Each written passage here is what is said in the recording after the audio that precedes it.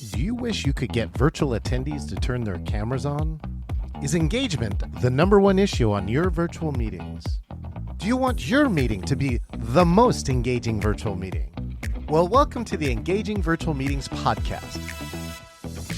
In this podcast, we'll talk to the top people around the world in virtual meetings and give you, the listener, the best ideas to host engaging virtual meetings. Make sure that you click subscribe so you can get the latest episode of the Engaging Virtual Meetings podcast. Now, let's welcome your host, the author of the #1 Amazon hot new release, Engaging Virtual Meetings, John Chen.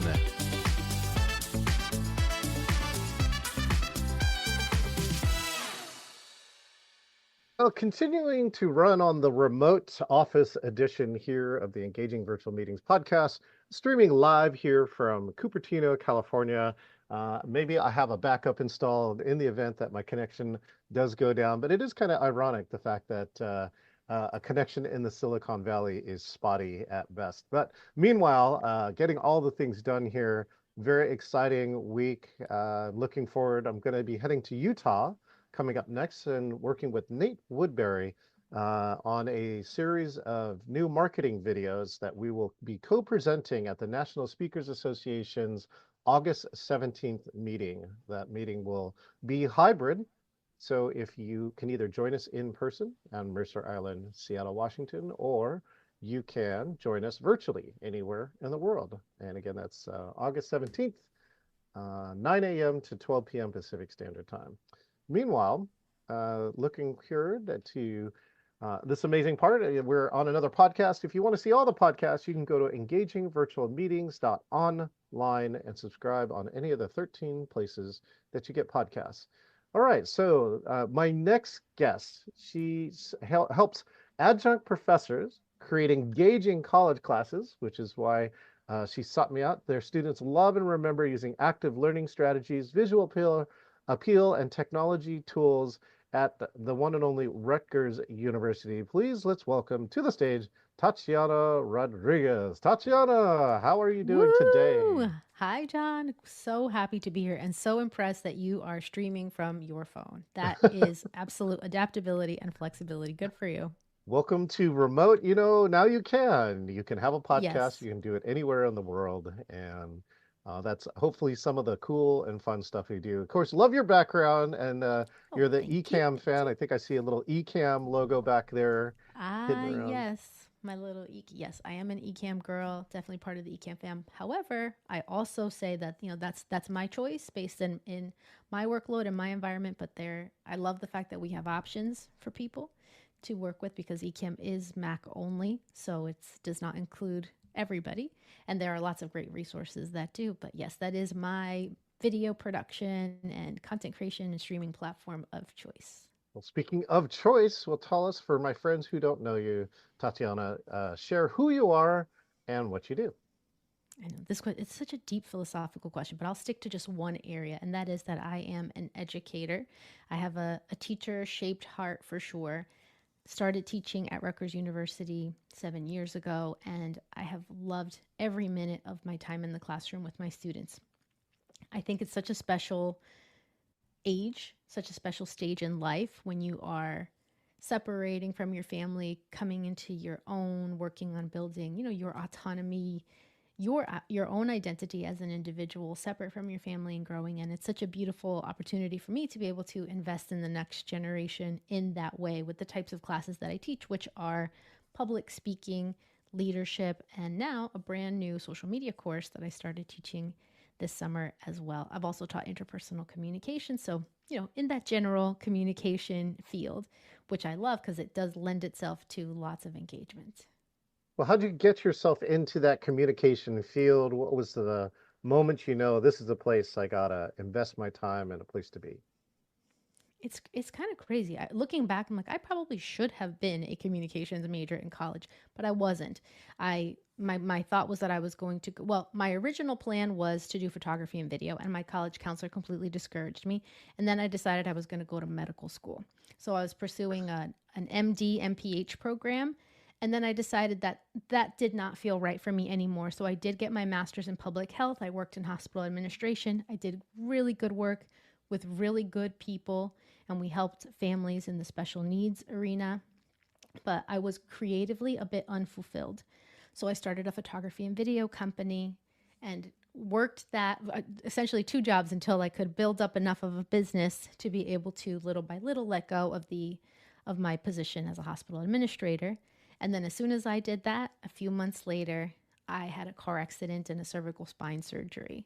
And Ooh. in what I call like those dark years, trying to figure out what to do next, someone in my church at the time asked me to help run a creative leadership program for high schoolers.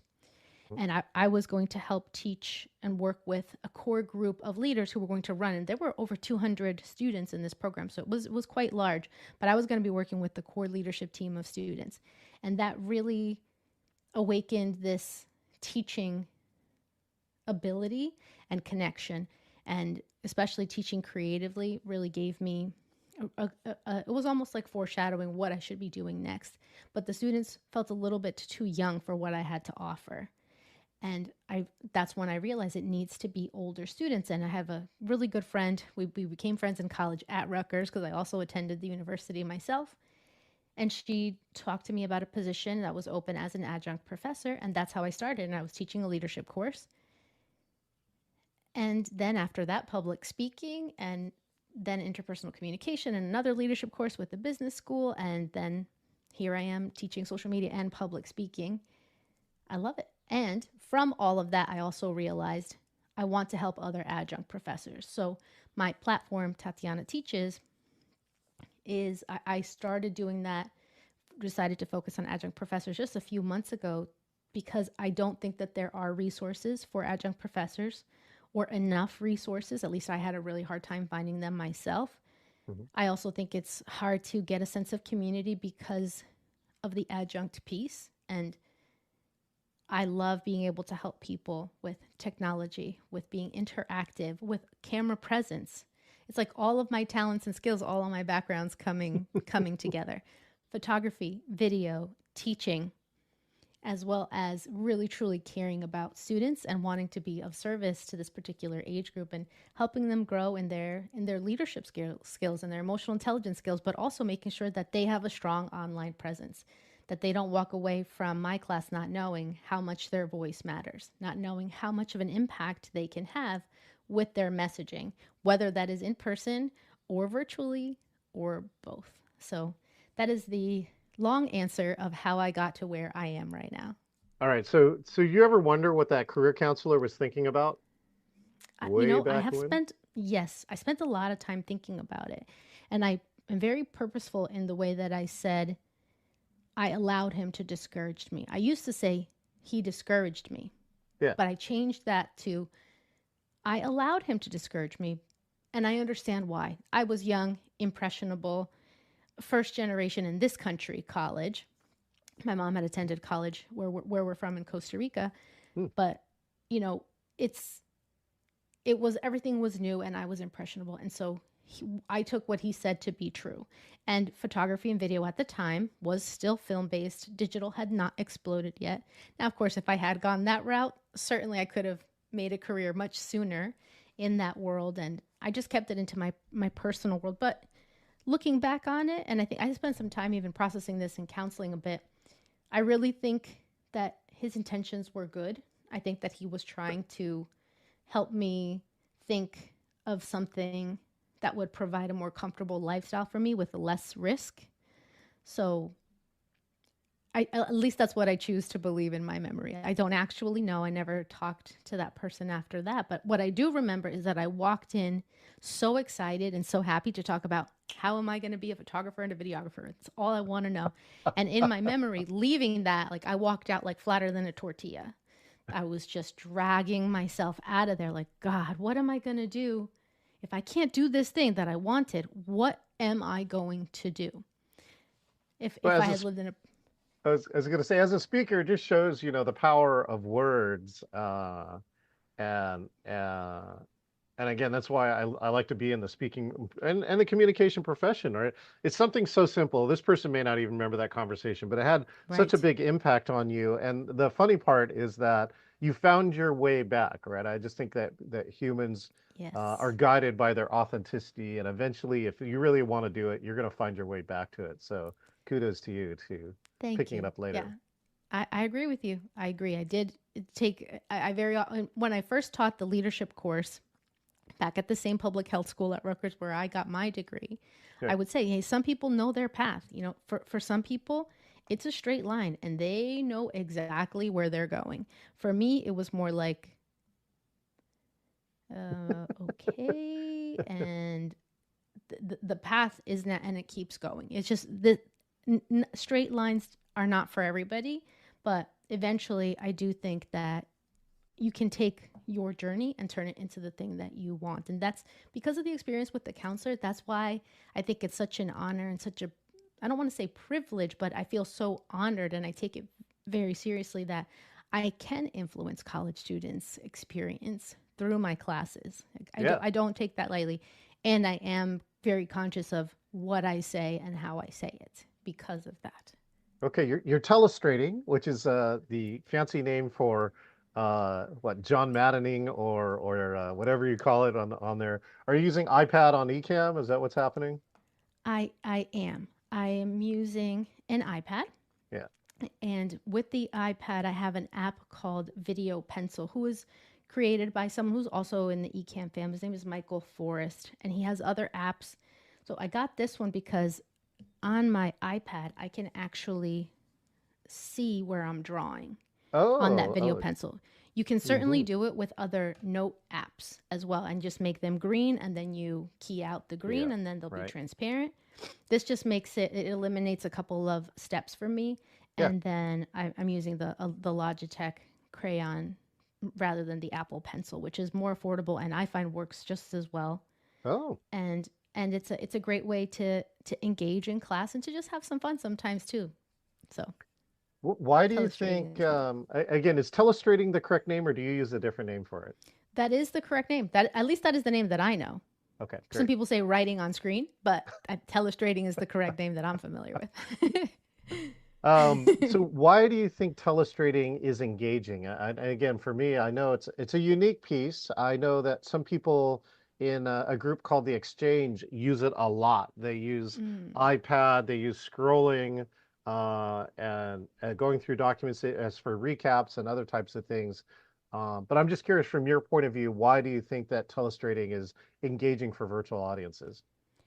Well, I noticed myself that when people do it, I pay attention to what they're doing. And I think it's a lot of this concept of mirror neurons, where when we see other people doing something, we experience that ourselves. And that's based on a study. If you're ever interested in finding out more about that, we can talk more details. But there's something about watching another person do something. I mean, I recently was talking to someone who told me that they love to watch people mowing lawns on videos. Like we like to watch people do things.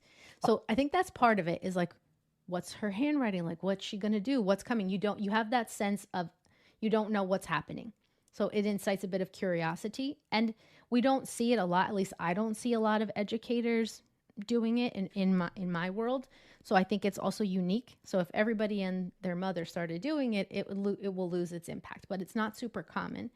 And then I think the other part of it is having those pleasant interruptions that we need. You know, I think I've heard you talk about your experience with Tony Robbins, and I know he uses that term disruptors, and it's this. I agree with you 100%, and it's the kinds of things we need to do is switch it up periodically. You know, show something on the screen that's different. And in addition to the telestration, I will, in my social media class, for example, I ask my students when we're talking about different platforms, if they had to choose, which one are they choosing? Is it Instagram? Is it TikTok? Just being able to provide different things. Are you going to LinkedIn or YouTube? By the way, do you have a preference between these two? John, did I lose you? Oh, it looks like John froze. And so I'm going to keep going and chatting a bit about my active learning strategies in the classroom because he did have spotty Wi-Fi where he was at.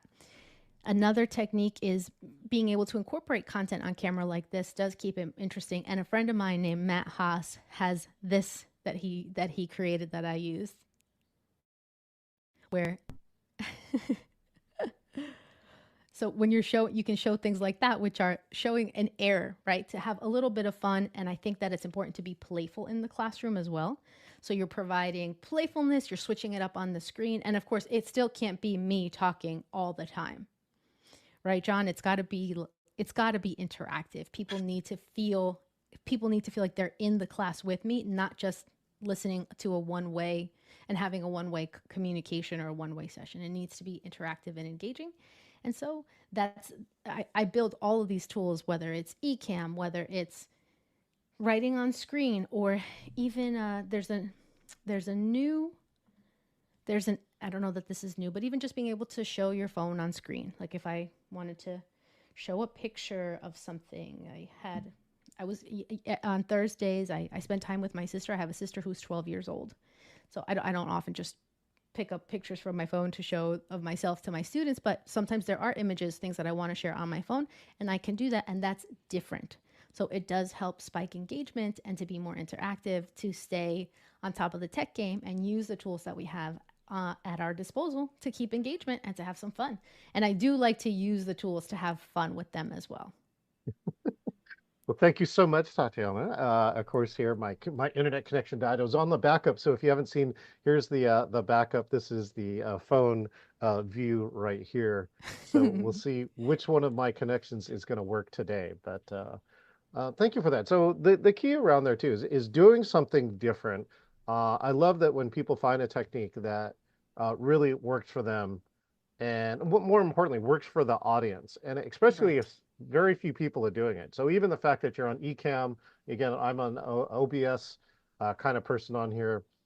That's one of the things. So I had said, oh, you're an Apple user, you are not allowed to show Windows blue screens.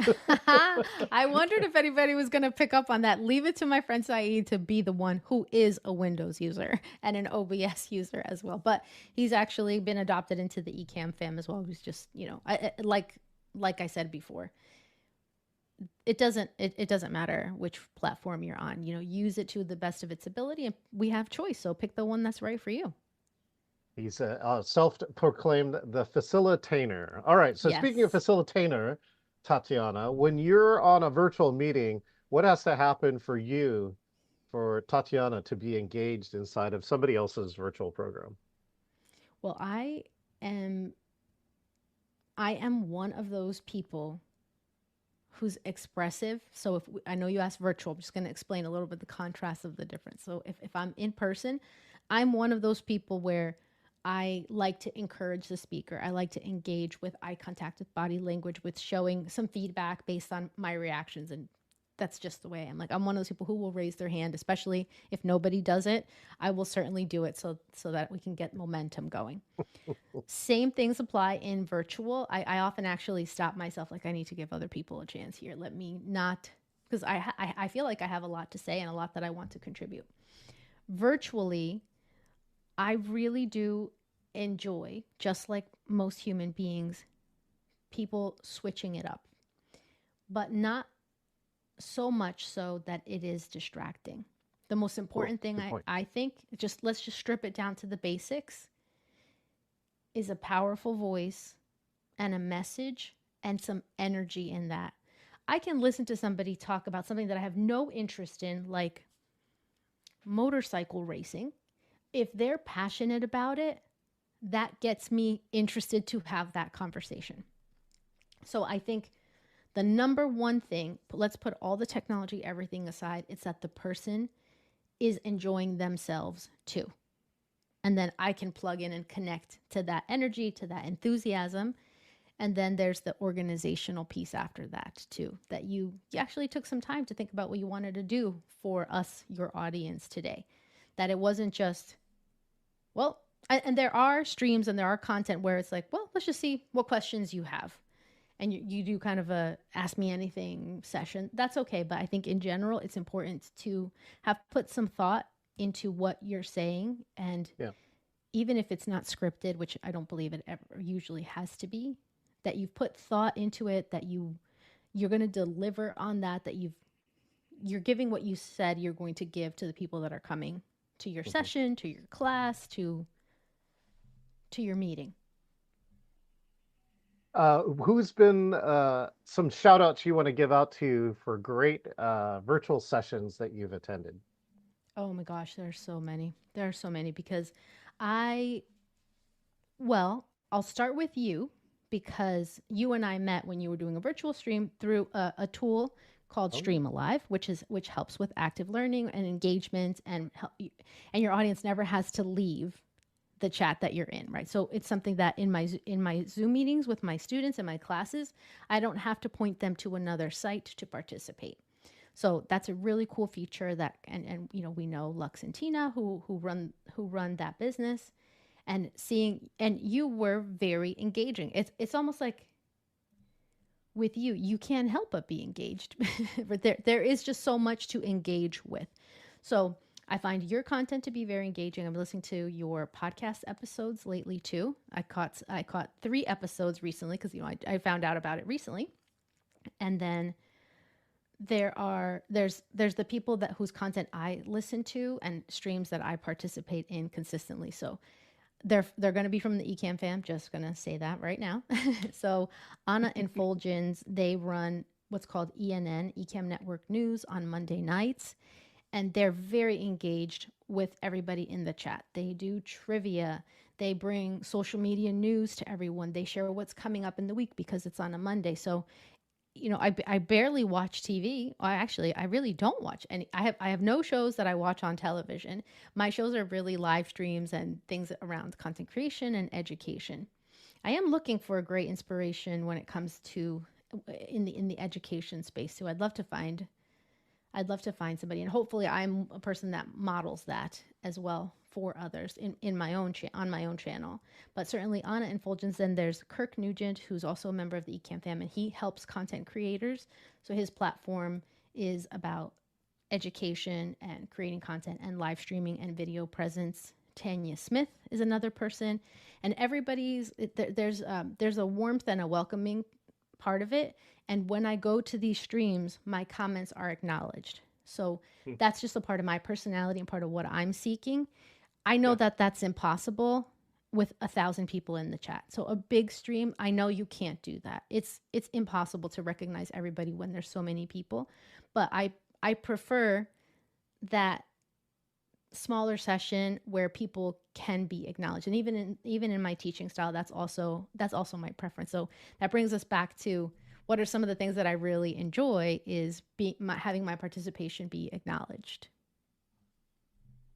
The acknowledgement is such a key part. It sounds so simple, but things like this, Syed is here, and you have to have the ability to be able to see things like this. He's currently on LinkedIn. I stream to like 15 different platforms, so I got to keep track of where the comments are at. But a simple shout out like that, Syed, usually when I'm on the other side, I'm like, oh my gosh, they actually took the time to recognize Oh, I me. know. You know, Seriously. I'm usually more engaged, going to listen to the end. Often, sometimes some of our people come in who tune in live become part of the program because they ask key questions inside of there. In the educational space, I'd give Rick Seeley a shout out. So I just worked with Rick recently. Him and I co-produced the United States Distance Learning Association, usdla.org. And again, these are all very academic focused, and I think you might be able to find other professors who are looking to do it and do it in the right way. And I think that's one of the things that I was able to share and show. And I showed the version that I have.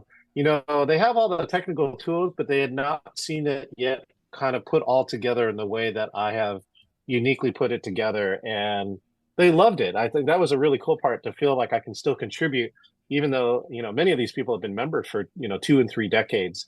And so engagement still has lots to develop inside of it. Tatiana, What's what do you see for the future? I'm kind of curious. You have your future hat on. You're on the adjunct professor side. You can probably project into the future and want to see things for you and your students. What are some of the things that you envision for the future and that you wish for in the future? When it comes to teaching, particularly virtual teaching, I think that that's not going away. I think that is here to stay 100%. I think with the access to more tools, with the access to video, I think that we probably will see a growth in. I know that there will be some kind of a shift in college. I'll share. There was a one semester where I taught at a different university, and the expectation was that that relationship would grow into me helping them develop their leadership minor. But after one semester, they had low enrollment, and so they needed their full-time professors to stay teaching, and that meant adjunct professors were not going to be offered.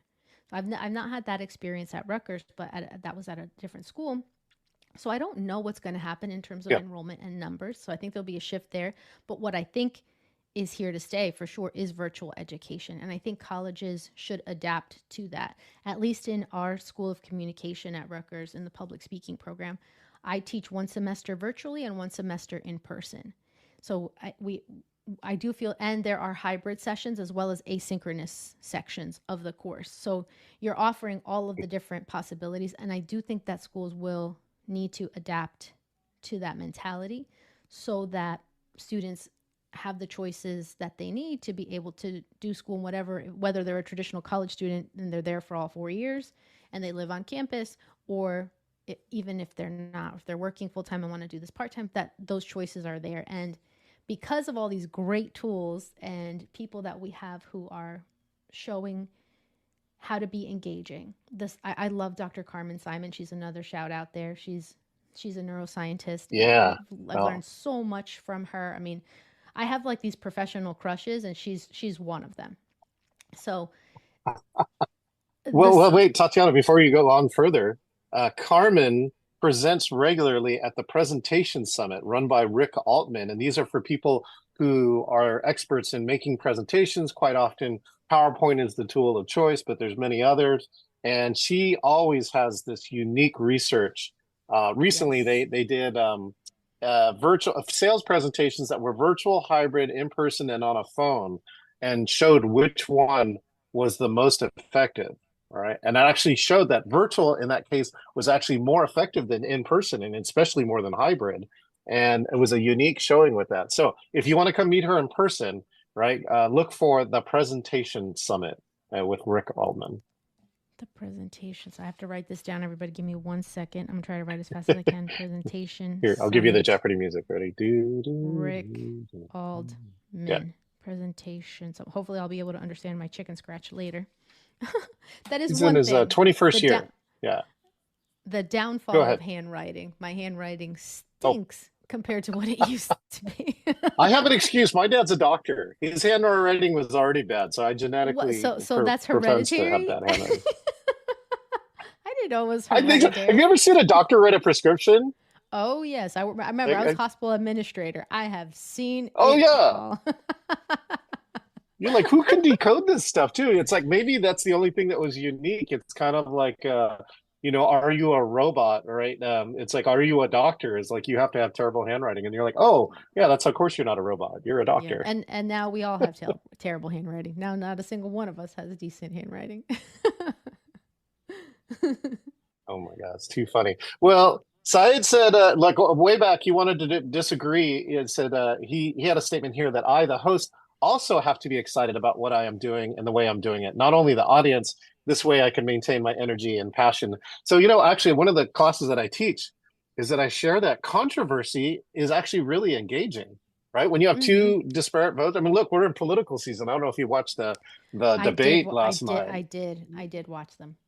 All right. And whether you like it or not, I don't know. But, there is a part of it that is engaging. Well, I'm engaged in it because I just want to see what's happening right now in this part and how are both candidates presenting themselves after 3 or 4 years of whatever you want to call it. But controversy, I think, is a key part that people don't think about as an engagement part. So I'm just curious if you have the same viewpoint about controversy. You want to create some controversy about controversy. Also, do you have any unpopular statements? Like my good friend Jan Keck came out with a big statement. Right? Jan said, hybrid could very possibly be the worst of both worlds. So let's see. You asked me. Yeah, let's start with the controversy part. Yes, First of all, shout out to Jan Keck, who is amazing. And just so everybody knows, because you're probably hearing me, Jan, it's a German name and it's spelled Jan, but it's not pronounced Jan. It's Jan, Keck. Definitely check his work out. Check out my friend Saeed too. So great facilitators, really, really awesome stuff. But back to the controversy piece. Yes, absolutely. And what I say in my class, especially when we're in the section of public speaking speeches that are persuasive, right? They need to take a stance. They have to strongly express feelings and sentiments. I think disrespect is the problem, not disagreement. It's perfectly fine to have disagreement. I like that. So wait, say that again. Yeah. Disrespect is the problem, not disagreement. I think that disagreement is healthy. I think that it's a sign of a healthy group of people to be able to express disagreement. But I would never allow disrespect in my classroom. And obviously I'm in a position to, as the professor, I'm in a position of authority in the class. So I would never allow that. And that's what I teach them too. And I also make it very clear that they can disagree with me, that I'm a human being, and that they feel free to, I'm not there to transform and mold them into me. And is it possible that I'm going to make a mistake? Yes, of course. Is it possible that I missed something in their speech evaluation? Yes. And some of the best conversations I've had with people is explaining why I made the comment that I made, why I'm encouraging this, or something that they misunderstood. And I want to make it safe and comfortable for them to know that if they think something different, that they have a voice, that we can have a conversation about it. The outcome may or may not be what they initially wanted, but just knowing that they can have a conversation is important. And I know in my career as a hospital administrator, I had a really good relationship with the director. And I knew that I couldn't disagree with her. I also knew ultimately it was her call, but I felt comfortable saying, I don't think that's the right call. This is what I think. And to me, that's a very healthy relationship. And that's what I want to be able to have with my students. And I think that that's an important skill for them to take forward with them in their careers as well, to be able to have disagreements in a healthy and productive way, rather than what tends to happen, which is either people explode or people keep it in and never say anything. And then that deteriorates their mental health, their physical health. So again, I started the conversation by saying how important this stage in life is and what an honor it is for me to be able to have influence.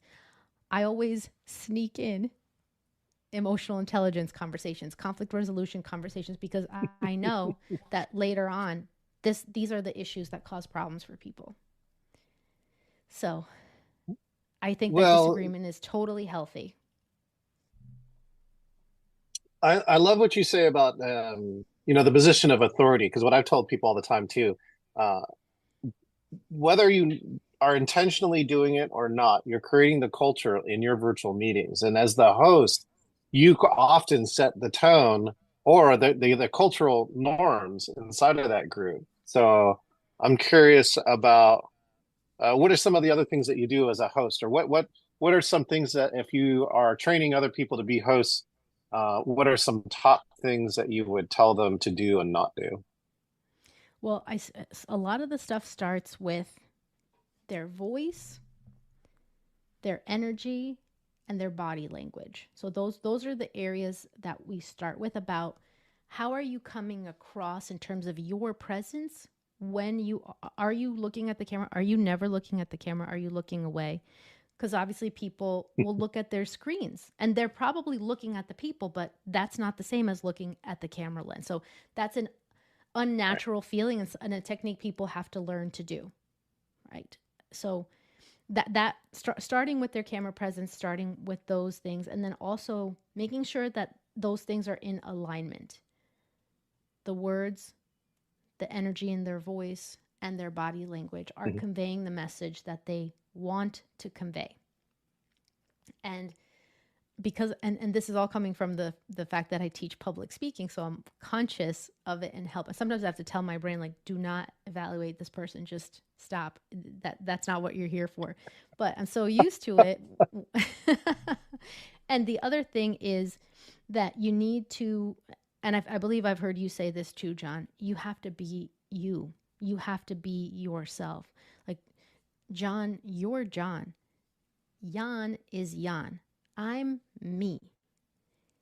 And while I get inspiration from my friends, I'm not Sure. them. I need to figure out how to take all those pieces and make it sound like me. So I'm big on teaching my students about, in fact, part of their grade is whether or not their personality was observable in their presentations, in their speech. Whoa, So back up there for half a second.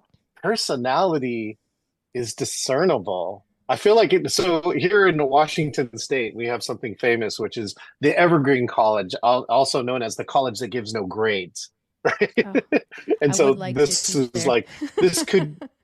Oh yeah, you should check it out. You should. I have some of my friends who worked at Microsoft were graduates of it, and that's interesting to have authenticity be part of your college degree. I can't think of any time in my UC Santa Barbara that it was directly correlated. Maybe it was indirectly correlated, but this to me feels like a direct correlation. So, I mean, it, have you it is. seen or told people who have or haven't done it?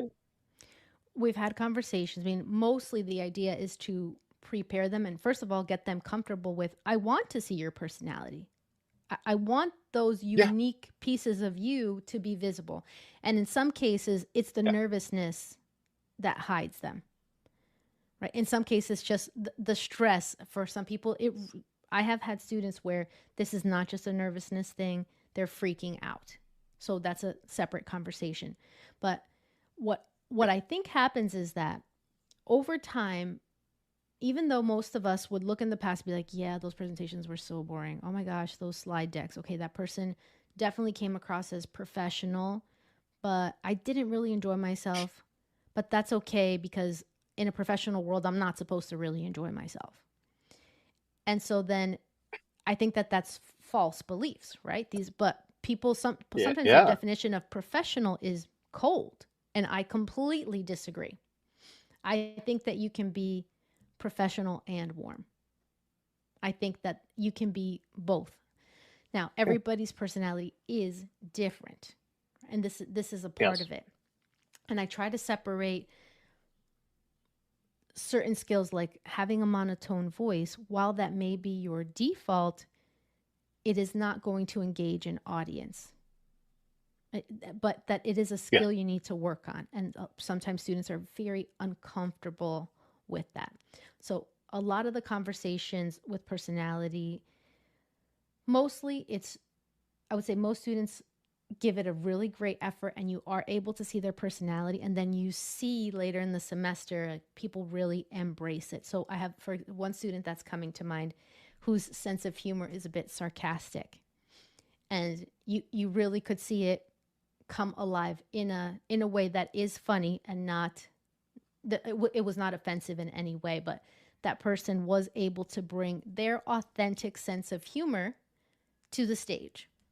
And he actually gave a speech at graduation. I mean, it was wonderful to see a person embracing their true selves. Like, they're not trying to say, well, this is my sense of humor, but this can't be a part of my presentation. So, and that's not me. That's not my sense of humor at all. Like, I actually always want to be funnier. This is something that I really wish I could be funnier. Mostly I'm just kind of playful and lighthearted. And somebody once told me that I'm entertaining when I don't mean to be, which I was like, is that a compliment? I'm not sure. But I do think that I come across as me. And I feel that. And then that helps me just be more comfortable. So I'm really trying to teach them, the more you embrace yourself, the more comfortable you're going to be in your presentations. And nobody wants you to be perfect. Nobody's expecting a human being to go up there and be perfect, which I know a lot of people struggle with that mentality. But hopefully I'm having an impact Well, with my students. this is where I think live stream is so important because I think now the authenticity of live is more valuable than perfection. All right. Yes. And so that's Yes. why, I mean, there's the one side of mine, which is like there's less to editing and all this other time, but there's this other benefit, I think, for streaming live, which is that people understand this material is live and is happening, and no matter what happens, right? Sometimes that's actually where you learn the most out of people. Oh, I love what yes. Sayed said too. He just chatted. He said, if you can't be authentic, at least just be yourself. Okay, so we're gonna play the speed round, right? So this is the speed round. Let me just check. I want to see if Okay, this actually I'm ready. works. Let's. Okay, can you hear this? This is the Mario coin. Can you hear a Mario coin? I did hear the Mario coin. Oh man, I Okay, have great. Mario here. I have this one. Oh, very nice. It's like a. I think that's like a player up, if I remember correctly. Okay, here you go. So I'm going to ask you questions. You're going to answer them as fast as possible. The first one is Okay. best quote. Oh my What's your gosh, favorite I quote? can't. Okay, I'm not going to get this 100% right, but I believe it was Albert Einstein. Everybody is intelligent, but if you judge a fish by its ability to climb a tree, it will spend its entire life believing that it's stupid.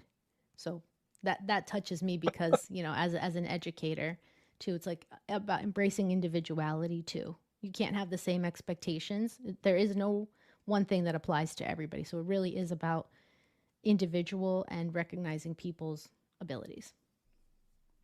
Okay, perfect. Uh, best thing to do as a host. Virtual host or like hosted for dinner? I'll let you choose. Okay, both. Well, host for dinner, so which I love to do, have a small group of people over. You want to make sure that you have a drink ready to offer them. I'm not saying alcohol. I'm just saying you have to have a beverage ready to offer your guests as soon as they Okay. walk in the door, and the house should smell amazing. Your food should be smelling amazing too. Plus the Good. ambiance. So it's actually pretty similar. Okay, so my answer is similar to in teaching virtual world too.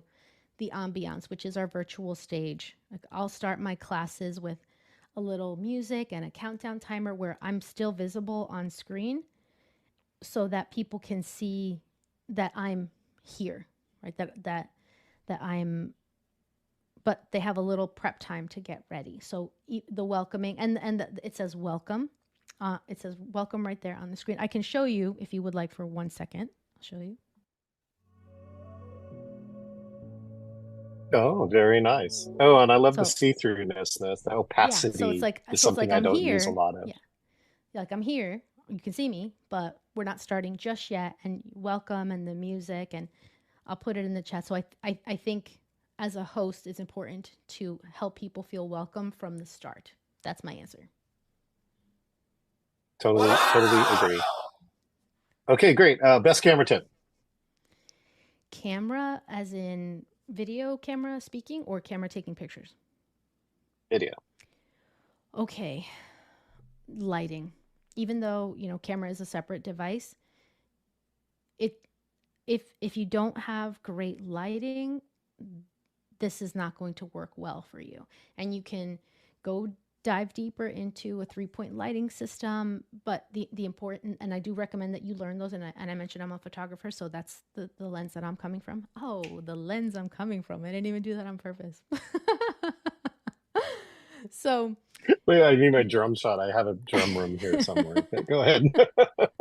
I need a want one because it was kind of corny, but the so with lighting is really getting that set up properly, especially understanding that different sources of light have different temperatures on them, and there's something called the Kelvin scale. So if you imagine walking into a restaurant at night, it's probably a bit yellow. When you think about bright sunlight, it's different. That's got a bluer hue to it. So understand that when you mix lighting, it makes it look kind of muddy. The other thing is that I love natural light so much, but it is not consistent, which is why my blinds are closed, why I have controlled lighting when I do content like this, because if not, the I do sun, too. while when we started, it might be so beautiful and everything is great. And then the sun moved and I've got no light. Or the sun shines so brightly now I have a big line across my face. Unfortunately, it's not reliable. It's not consistent. So, but you can also do, if you want to use natural light, there are ways to do it. But just understanding and knowing lighting is the number one thing when it comes, because you want to be the most visible thing in your shot, right? In your virtual stage, in our space here, like you are front and center. Everything else supports you, but you are the star, right? You are the host in those settings, so you have to be the brightest. Okay, here you go. This is for your lens joke. Let's see if I can do this correctly. There you go.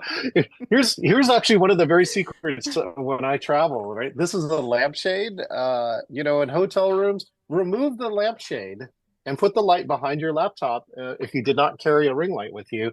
And that's actually the lighting I'm using today, and it looks very good considering. Again, I'm not using my usual 3-point crazy lighting. So, okay, next one. Best vocal tip. Vocal tip.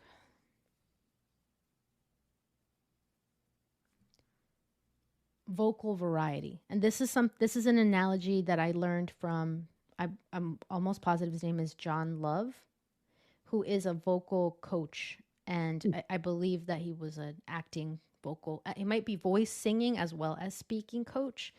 And the analogy he gave Was it? Wait is, a second. Wait a second. Sorry, Tatiana. Is it Roger Love? oh, sorry. Yes. Did I say John Love? It might be, yeah, Roger Love. Yep. Sorry.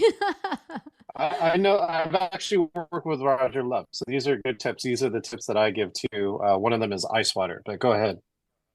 Oh, I want to hear the ice one. By the way, it's like you know all the people that I like look up to, so that's super cool. But I did learn a really awesome thing from Roger Love, which is the idea of a staircase.